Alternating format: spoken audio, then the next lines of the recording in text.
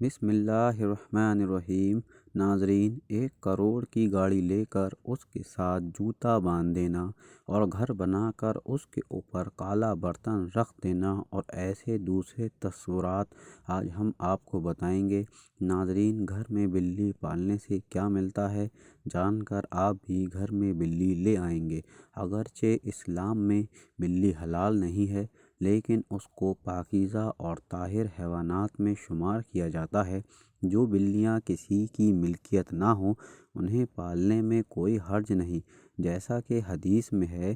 سیدنا عبداللہ بن عمر رضی اللہ تعالیٰ عنہ سے روایت ہے کہ رسول اللہ صلی اللہ علیہ وسلم نے فرمایا، ایک عورت کو بلی کی وجہ سے عذاب ہوا۔ اس نے بلی کو قید میں رکھا اور نہ کھانے کو دیا اور نہ کچھ پینے کے لیے۔ اس عورت کو اس وجہ سے جہنم میں ڈالا گیا۔ ناظرین، ہمارے معاشرے میں کچھ لوگوں نے غلط فہمی پھیلائی ہوئی ہے۔ ان عجیب و غریب باتوں کا نہ تو سر ہے نہ پیر، لیکن پھر بھی کافی مسلمان دوست ان چیزوں پر پختہ یقین رکھتے ہیں اور مفت کا گناہ حاصل کرتے ہیں، جیسے کالی بلی کا راستہ کاٹنا، مغرب کے وقت جھاڑو دینا وغیرہ۔ کہا جاتا ہے کہ محلے میں اگر کوئی بلی روئے تو بڑوں کا کہنا یہ ہوتا ہے کہ محلے میں کوئی شخص جلدی مرنے والا ہے، یا جس گھر میں بلی روئے اس گھر میں پریشانی آتی ہے۔ یہ بات شاید آپ دوستوں نے بھی سنی ہو، مگر حقیقت میں اس طرح کی باتوں کی حقیقت کیا ہے؟ ناظرین، ہم پرستی کی اسلام میں کوئی گنجائش نہیں، بلکہ یہ ان برائی میں سے ایک برائی ہے۔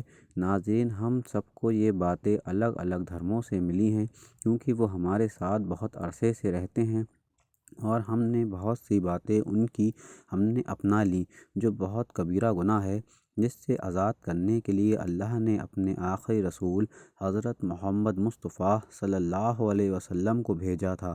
پرانے زمانے میں لوگ اس طرح کے خیالات کو سینے سے لگائے ہوئے کہ اگر پرندے دائیں طرف جائیں تو یہ اچھا شگن ہے، اور اگر بائیں طرف جائیں تو یہ برا شگن ہے، اور اگر شیشہ ٹوٹ جائے تو ہمارے لیے اچھا نہیں ہے، اگر خرگوش راستے سے گزرے تو یہ خوش خبری کی نشانی ہے، نمک بکھر جائے تو یہ بھی خطرناک ہے، بلی کا رونا برا ہے، کسی کو پیچھے سے آواز دینے کو بھی برا خیال کیا جاتا ہے۔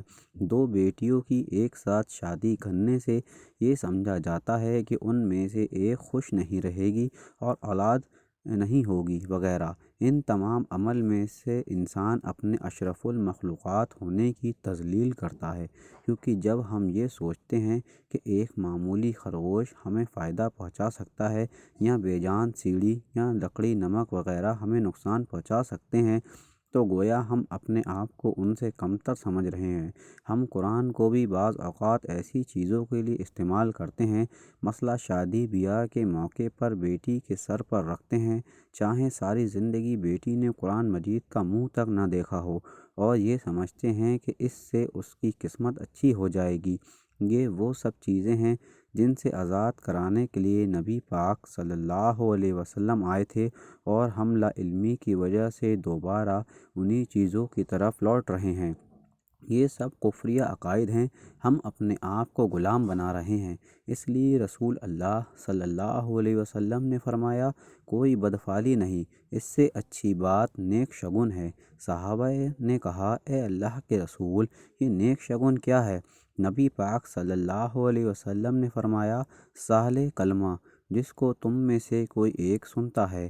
ناظرین، ہاتھوں کے ساتھ دھاگے باندھنا اور 40 لاکھ کی گاڑی لے کر اس کے آگے جوتا باندھ دینا، ہم سب جانتے ہیں کہ سب کچھ اللہ تعالیٰ کے ہاتھ میں ہے۔ یہ چیزیں ہمارا کچھ نہیں بگاڑ سکتی۔ اللہ تعالیٰ سے دعا ہے کہ اے اللہ تعالیٰ، ہم سب مسلمانوں کے گناہوں کو معاف فرما، آمین یا رب العالمین۔